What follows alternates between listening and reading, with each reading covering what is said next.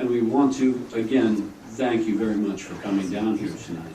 But this doesn't end our meeting now. We'd like to invite you, please, you and your wife, up to the platform. Got in that canoe and you were praying or hoping that there's no piranha around. And yet there were little children and so forth in there. Is there a season for them to be vicious, or can you get them in a decent mood that you can go in swimming?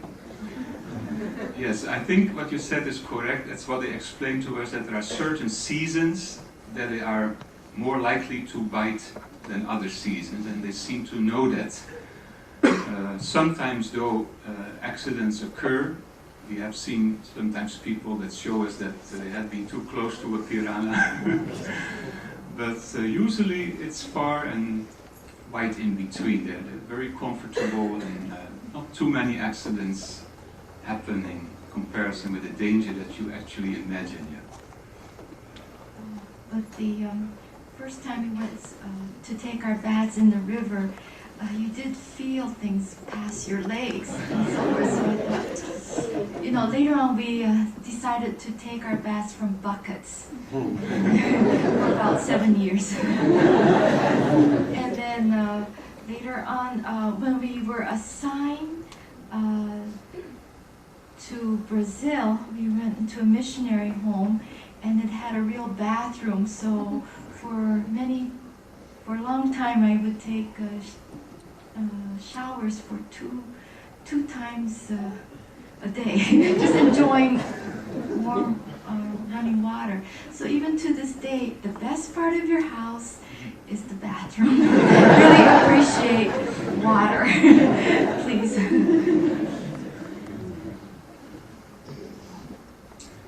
I don't know the names, but maybe you can list Jake. How did you make the bread?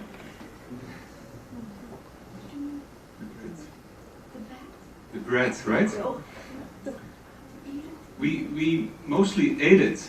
We didn't make it. Although Kay started to bake bread later on, but just the regular bread of flour, not of the cassava flour, because it's quite a difficult job to do that.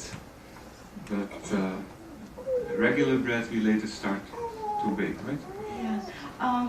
So going from Pura to Oriala, I would bring the bread that I would make, and then when that ran out, I used the pancakes. I would make pancakes every day, and then when that ran out, we used the muesli to eat at night time. When that ran out, the last resort would be the cassava bread. And then we ate it, and then later on they said you can dip it in water to moisten it, so it would be like a white bread. But they told me that too late, just before we were about to leave that assignment. Then they told us about that.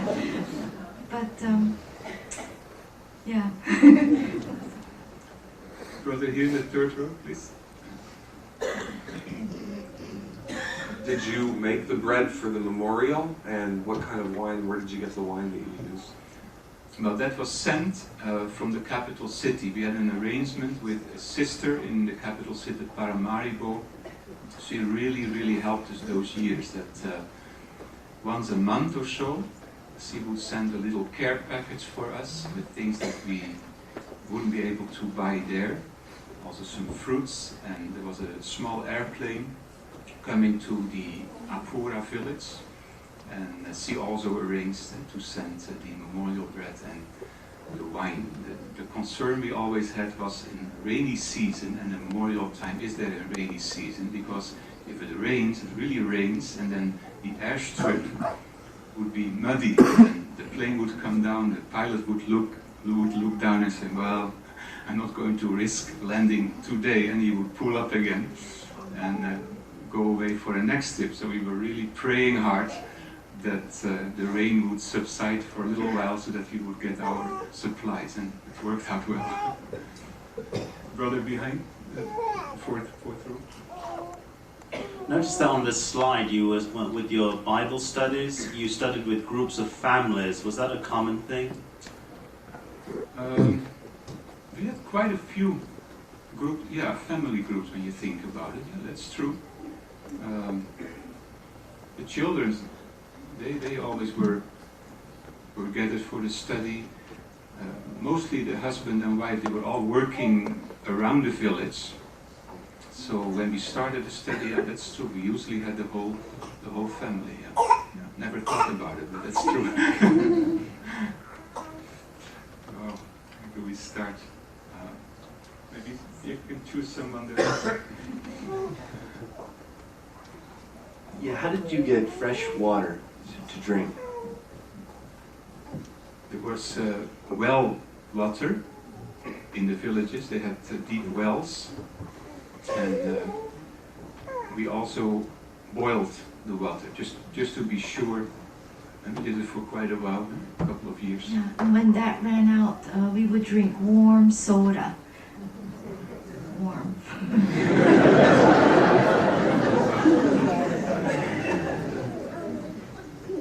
Yes, Sister Nicholas. I was just wondering what your field service schedule was for the week. Well, we tried to start early, and then we had a nice long siesta or break, because in noontime it gets hot, really hot and humid. So we would have our lunch around after 12 and then stay in, maybe up till 3 o'clock. And then we started again and could work on until the evening. So that worked out nicely. Right? And then we did this for many years, 16 years and 18 years, having these nice siestas.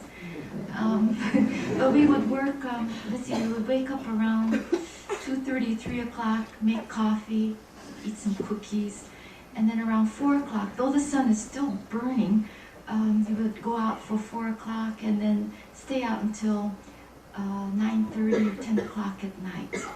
Yeah. And then when we went down to Brazil and later on had to work at Brazil Bethel, we felt very sleepy. 1 o'clock, 2 o'clock at Bethel, and Herman fought it off with coffee, but I just slept in front of my computer until get out of the siesta mood. But I still have a siesta. It's very obvious that Jehovah made us to have a siesta. Really, so many. I recently read that even some companies now in the United States, they have, what do you call it? Power nap rooms or something like that. They leave their employees sleep for about 20 minutes. They come back and they work much harder. We're fighting all this. But anyway, everything in due time. Yes, brother there, please. I saw in your slides that you used bicycles or did walking to go in your territories. Did you have some areas though where you could jump in the Land Rover and go drive to territories too?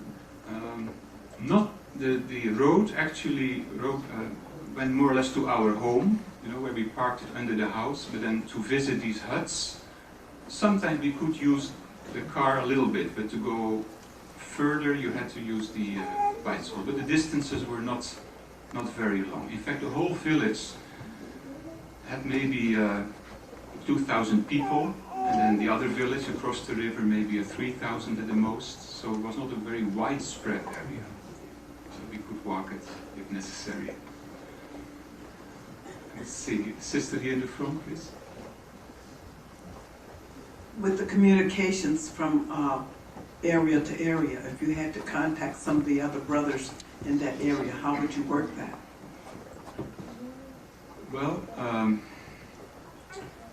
later, not in the beginning, but later, the government had kind of an office there, the police was there, and they had a radio telephone, as they called it. And then in emergencies, we would be able to use that if we had to, let's say, in case of sickness or whatever, we had to call the capital, then we could use those means of communication. That was about it, yeah. Through the help of these government officials, they would, knowing the situation, they were usually helpful in that regard. Yeah. Right. Sister there, all the way in the corner.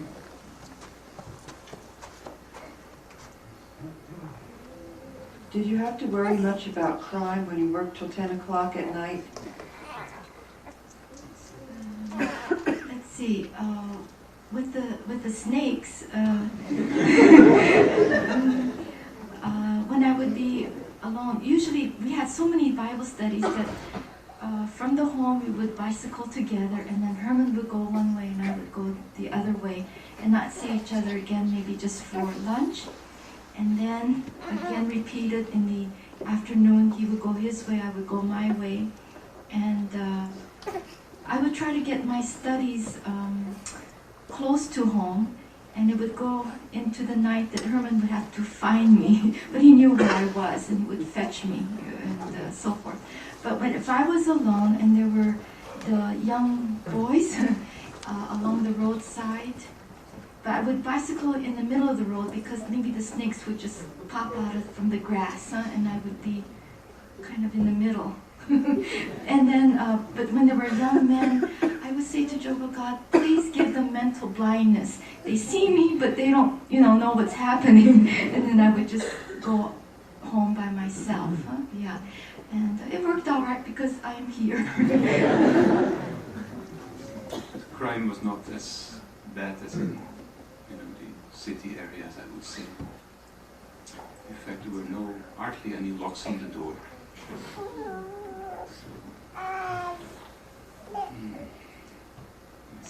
Sister there? Yes? I really have two questions. I was wondering where you and your wife are originally from, and I'd like to ask your wife, who got the spider out of the kitchen? Whenever there was anything in the house, I would say, Herman, there's a spider in here. Herman, there's a snake here.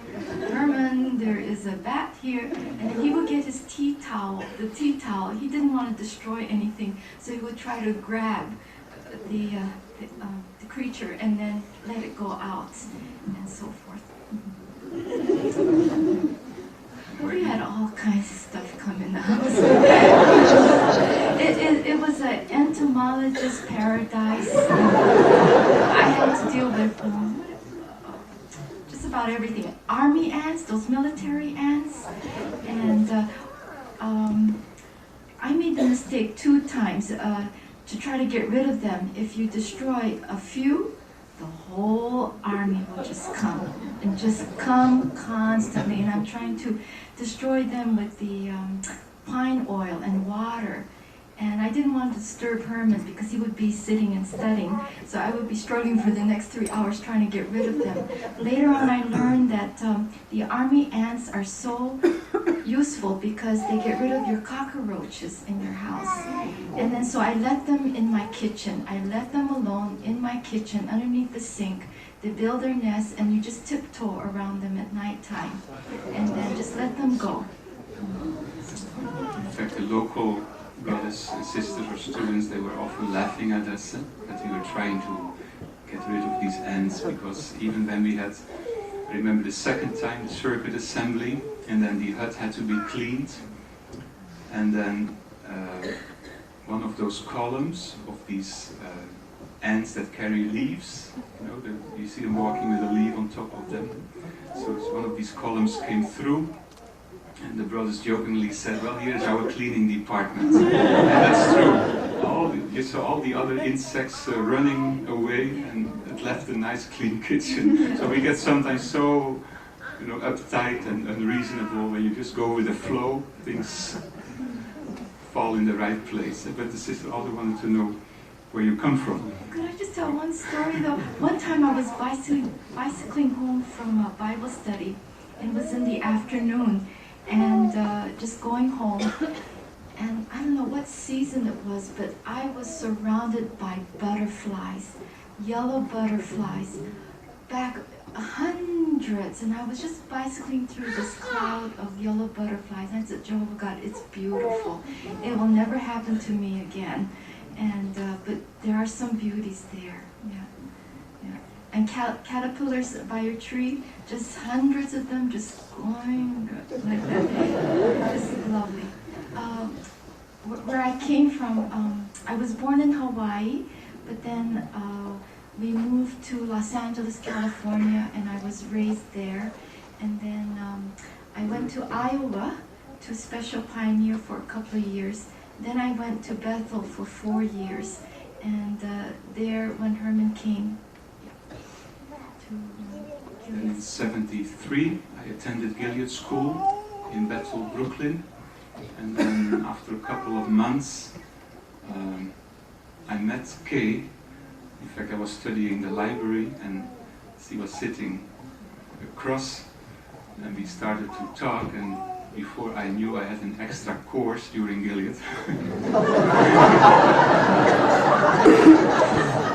And then I went to my assignment in Suriname, and then Kay stayed 2 more years in Bethel, and then also attended Gilead School and was sent to Suriname. And 10 days after she had landed, we were married.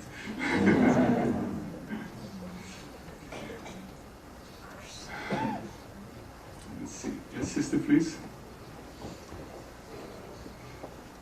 You had said that there were a lot of, or half population was Hindu, and obviously the ones that became witnesses had written to a church, so they must have been part of Christendom, Catholic Church. But did you meet many Hindus? Now, after we left that particular assignment, we went to serve in a town at the mouth of the river called New Nikeri, and it was maybe like 85% Hindus. So we preached there for 7 years.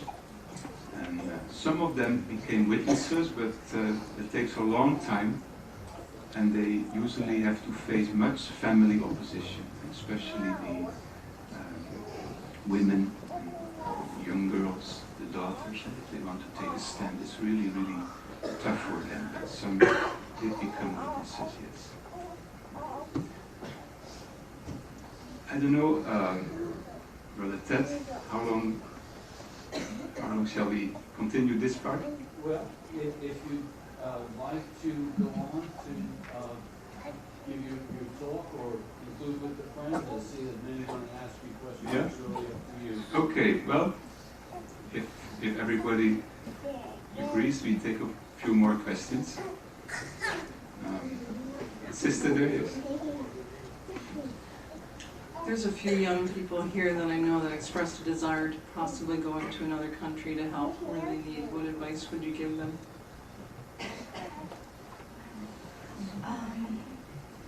Prayer and mosquito repellent.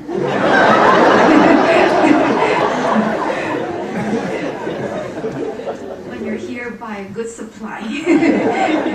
But if you know a language, you know how to conjugate. So when you go there, because to learn a new language it's quite a task, an undertaking. And just continue with your regular prayer and really good personal study. That really helps. It really helped us, yeah. And but it's just your willingness to go. I mean, when we look back, we just look at each other. How did we do this? But you're just running from one Bible study to the next. That you don't think about other things. And but to see. A real nice joy is to see they have their dignity. Each and every person has their dignity and worth. You have the 3 elements, especially Babylon the Great or the corrupt government, never gave these people a chance. And it's a beauty to see them develop the word, and you show them. You give them more dignity and more worth, and you see them elevate themselves. And that is an experience to enjoy. So you'll just forget about all the other things. Well, there are many things,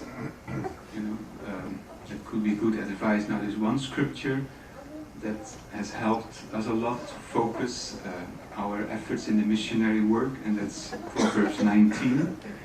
Verse 17, that says, "He that is showing favor to the lowly one is lending to Jehovah, and his treatment he will repay to him." And we we really have felt this to be true. If you try to become like a real brother and sister to the so-called lowly ones in the territory, may be despised by those who are wise in the world.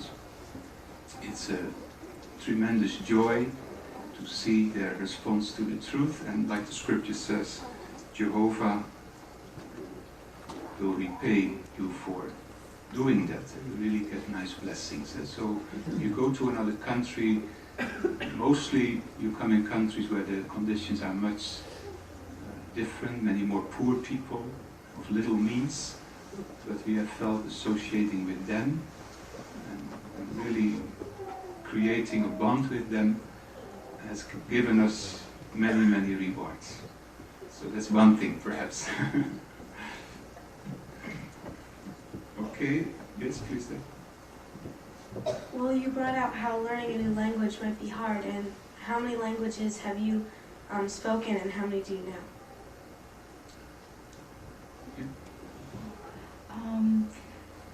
English is my first language, and then when I went to Suriname I had to learn Dutch, and when we went to Brazil we had to learn Portuguese. They're all difficult, but with time.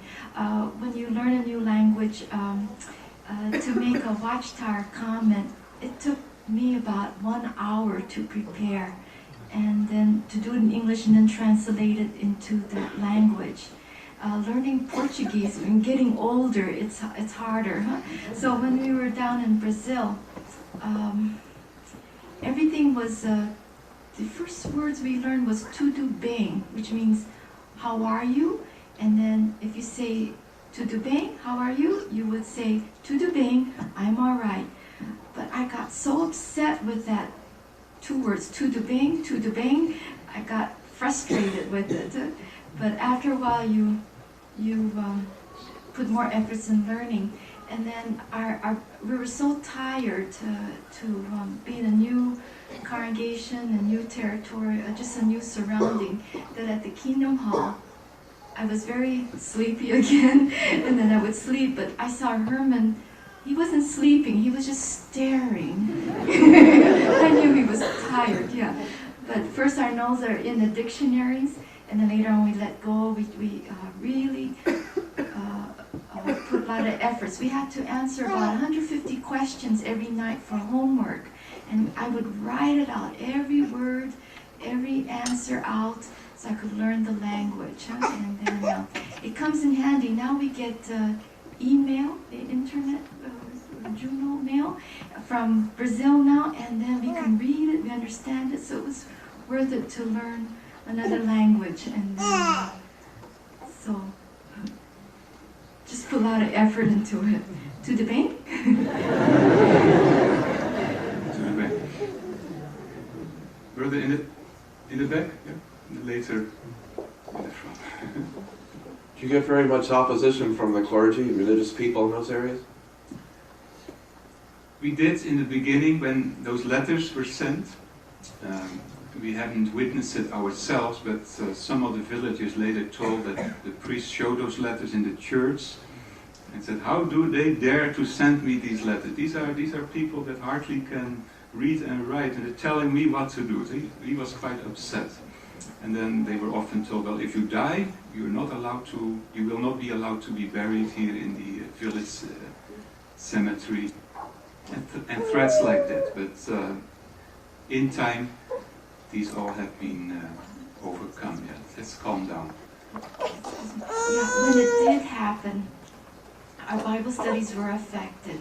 And when we had the meeting night, we went downstairs as usual to go to attend the meeting, and then we waited, and no one came that night. So we just went upstairs, and then the next day we went to visit all the Bible students. And then we just had a talk, and we just continued with the preaching work and encouraging the Bible students. And then they changed their minds, and then they started attending the meetings. But it really went down, the meeting attendance. And then later on it picked up again, that it is a congregation. Then we get letters and tapes from our former assignments, and then on the tapes they say, Brother Herman, Sister Kate, do you remember me? You studied with me, and we're trying to think, who are they? And then they say, today we're getting baptized. And then this is the, would you say, the third or fourth round? Yeah. And those who were some of our posers, they got baptized too. The last tape we received was another, in fact, that sister who was in the circuit work, Sister Susie van Voeren. She made a cassette tape and in the circuit assembly, and then said that some of the Indian folks talk, and then we were listening, and then one of the older men in the village who became a brother, so he speaks on the tape, he says, Brother Herman, how are you doing? And then a long silence, and then the circuit overseer's wife says, he's waiting for your answer. So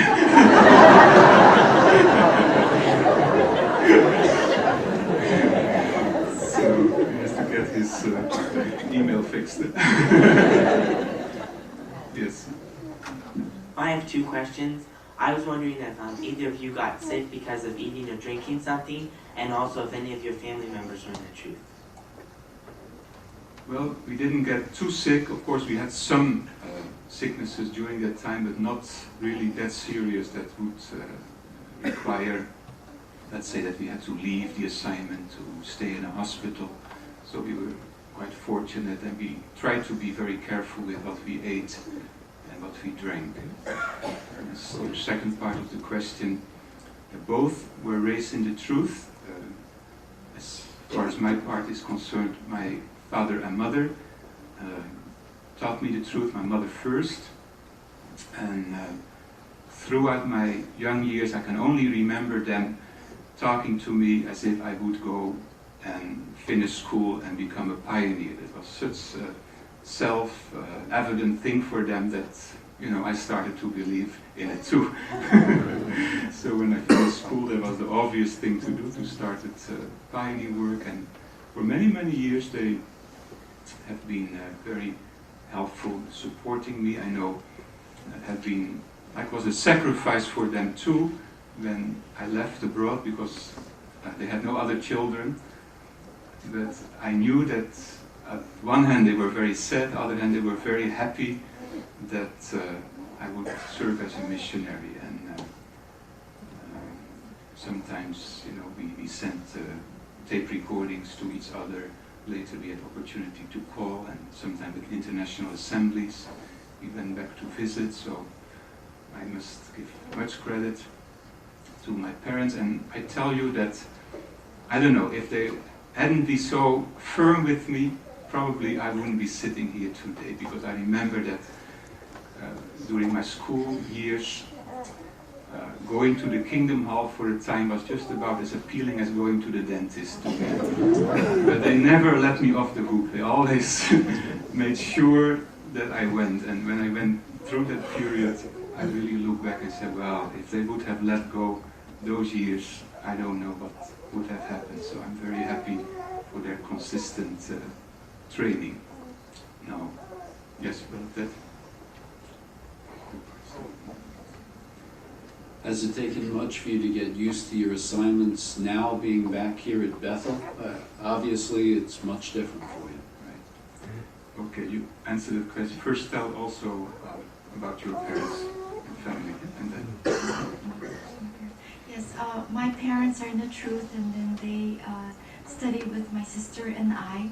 And my sister and her husband also became missionaries, and they served in Taiwan, Formosa, for about 14 years. And then they had a family. I have a niece, Sarah, and they are serving the Chinese congregation in Los Angeles.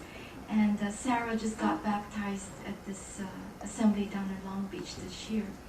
My folks, my mom and dad, they served the Japanese congregation, because my dad had a little hand in starting the Japanese congregation in Los Angeles. I remember as a little girl, my daddy was the only brother full of just women studying the Watchtower in Japanese for 2 hours, and now they have a congregation holding their assemblies. And when we were abroad, and we would come home to visit them, you know, they would come to the airport and walk to the very line until they could not go anymore, and we would wave to each other. We thought we would never see each other again.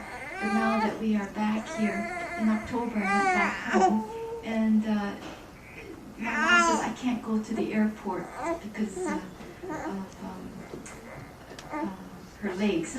So I said, it's all right, Mom. And I said, Daddy, you can stay home too. So this last trip, it was so cute. I left them at home in their pajamas, and then they were waving goodbye. They were waving goodbye at the door like that. So I said, well, we're living on the same soil, the same continent, so it's all right. So it's being back here, that's the plus point, so that I think I can see my folks a little bit more often.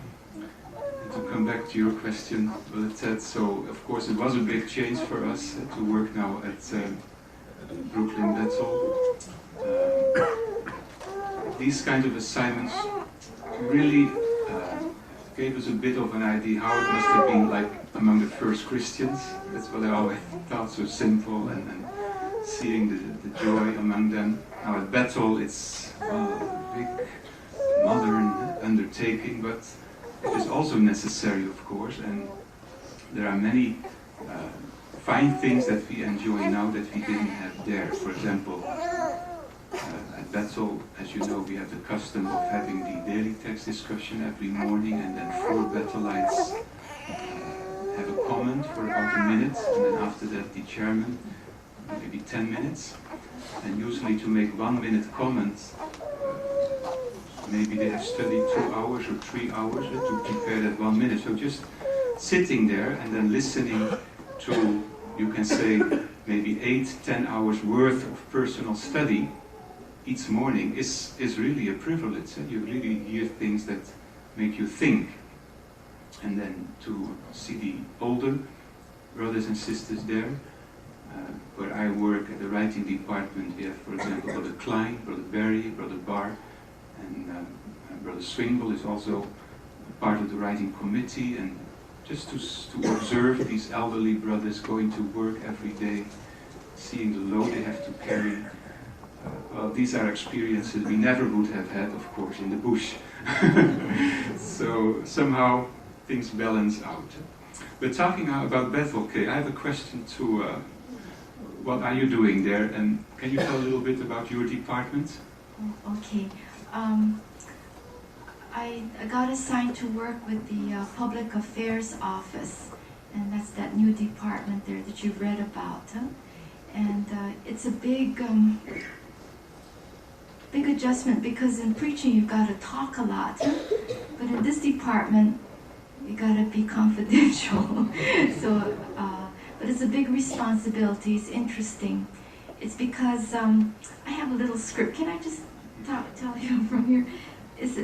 What I've learned was that once Satan used a snake to launch forth lies and slander about Jehovah. And of course, if he uses snakes today, it would just be ridiculous. So instead, Satan uses paper, and that is the media in the form of newspapers, magazines, and then into radio, television, and then even more advanced, the internet and websites. And it's to misinform the public in a short time to just hate Jehovah and us witnesses, okay? So in that situation, Jesus said to the disciples, well, let your light shine through fine works to glorify Jehovah. So we also use paper. Our society's dynamic publications distributed in the effective door-to-door preaching made credible by our fine conduct to inform the public. Now, in the years past, when the media approached us, we said no comment, which meant we're guilty. So now we are learning to use the proactive approach. And that's why the Public Affairs Office was born on February 1, 1997. And now we have a staff of 13, 6 brothers and 7 sisters, with just tons of work. And we can relax now and then. Like, for instance, for being 1 year old, this year in '98, February 1, we celebrated with flowers and Belgium chocolates and ice cream, chocolate chip and cookies and cream. I don't know what we're going to do next year, but then we went back to helping about 90 countries. And then I just got this hot off the press.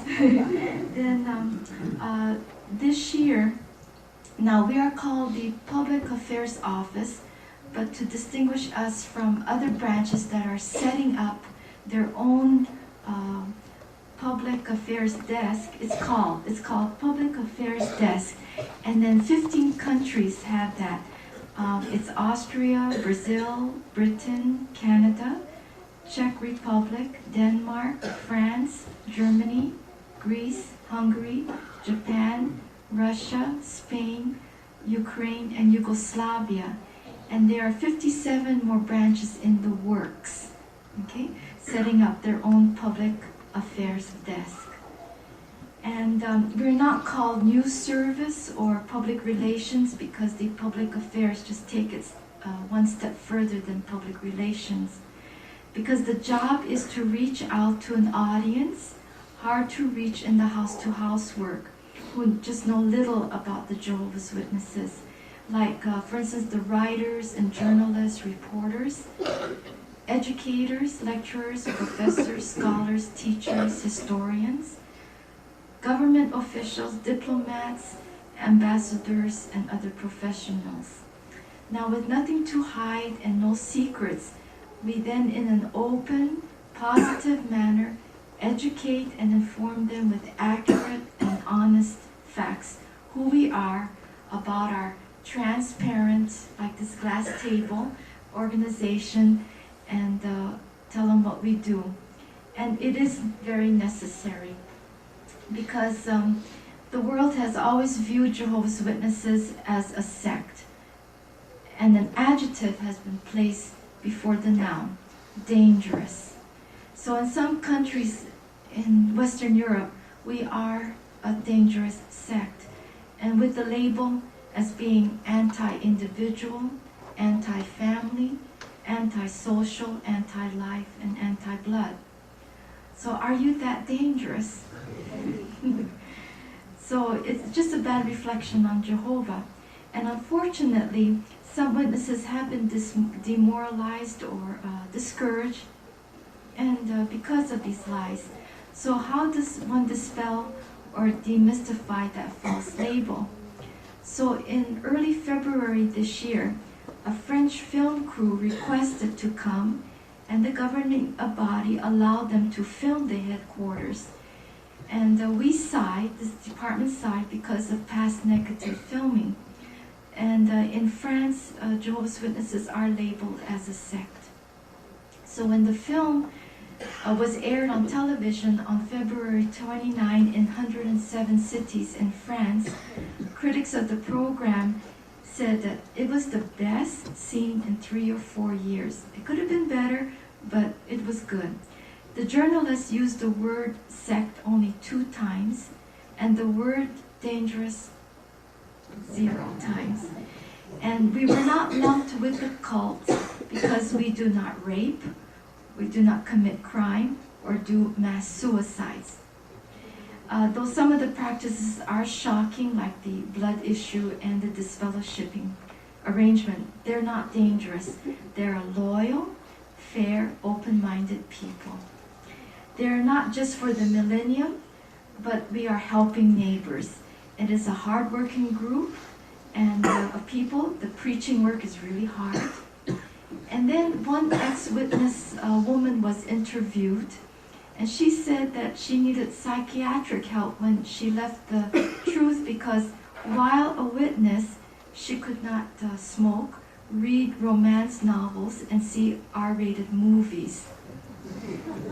But the Jehovah's Witnesses live their lives around the religion, and they live their lives to the full, and granted, they let their children die when it comes to blood transfusions, but it is a religion to be watched, but it is not a dangerous sect. So it turned out to be a success story. I have have lots more to say though, but time is running out. Yeah. Oh yeah. But I wanted to. I wanted to say this. You know, with all this bad publicity, there's a goal of Satan. He wants to stop the preaching work, but he wants to. But who will stop the preaching work one day? And that's Jehovah. But we just don't want Satan to have that glory to stop the preaching work. We want Jehovah to have that glorious time and day. So in the meantime, we just don't sit back and relax and do nothing.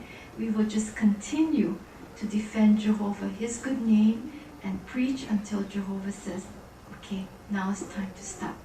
And I will stop. Well, you can see that we have lived too long without a watch. Well, to conclude, I would like to share one scripture that has helped us, but no doubt helps you too, a lot to keep on serving Jehovah faithfully, which is Hebrews 13, verse 6.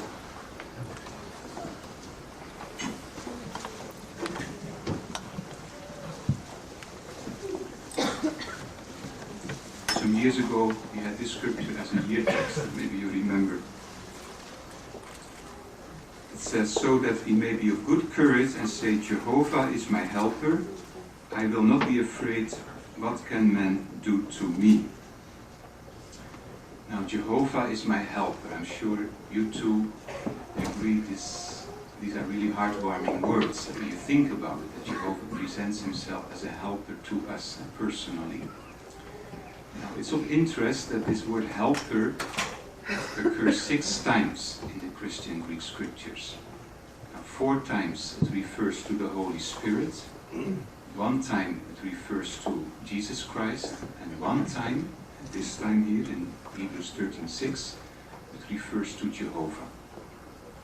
Now, the interesting thing is that of all these 6 times, the time that Paul uses it here in Hebrews 13:6 is different from the other 5, because he uses a Greek word which is unique, different from all the other times that he refers to the word helper.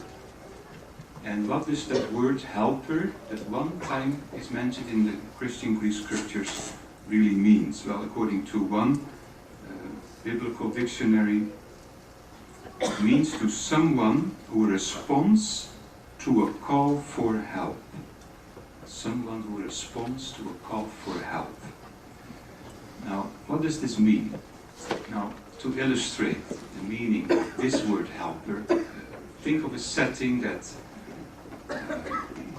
a mother and a daughter is working in the kitchen.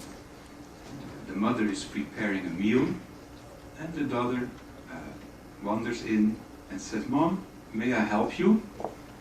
And the mother said, yes, okay, give me a hand.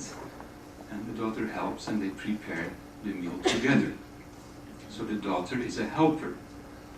But do you think that Paul had this kind of helper in mind when he said, Jehovah is our helper?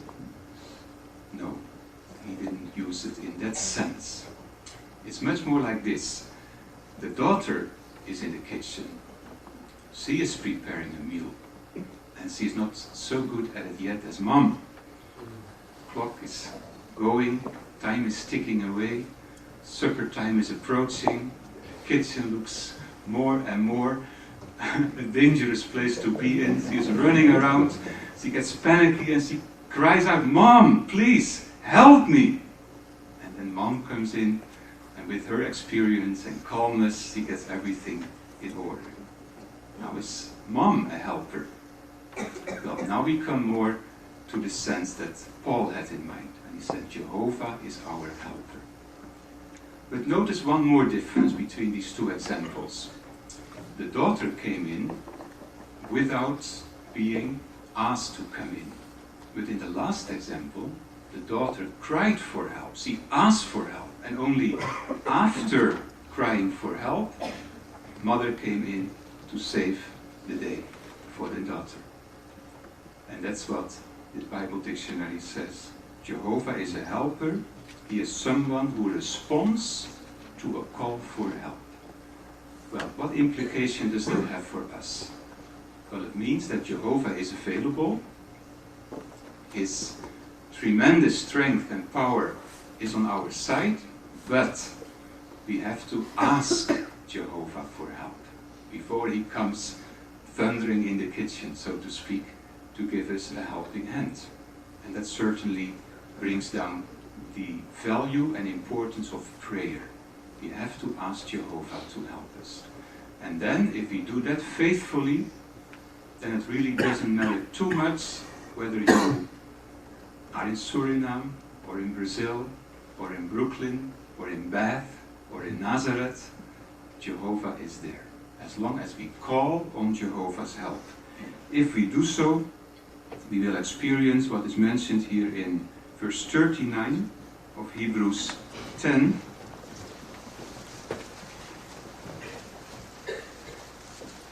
Where it says, "Now we are not the sword that shrink back to destruction, but the sword that have faith to the preserving a life of the soul." And certainly we will experience the truthfulness of these reassuring words of the Apostle Paul. Well, when we started, I told Brother Rubino, he asked me, how long will your program be? He said about an hour and 15 minutes. He says, that's not long enough. So Brother Rubino, we're happy to spend a little more time, and I must say that you have a very good recruiter in Brother Rubino. And he called me, I was thinking of the Apostle Paul when he talked to Lydia, that Lydia just made him stay in his home. Well, Brother Rubino has a way of just making coming here so enjoyable, and I must say, half was not even told to us. And then we came in the house of the Stesinski family. Well, it never ceases to amaze us. You don't know these brothers and sisters from Adam and Eve, and you step in the home, and after a few minutes, it seems that you know each other already for a very, very, very long time. That's another miracle of the truth for which we must be very, very grateful. Never take it for granted that we have such a wonderful family and that we may be part of it. Well, tomorrow I hope to have the public talk in this congregation, but for tonight I think we are rounding it up, and we thank you very much for your attention.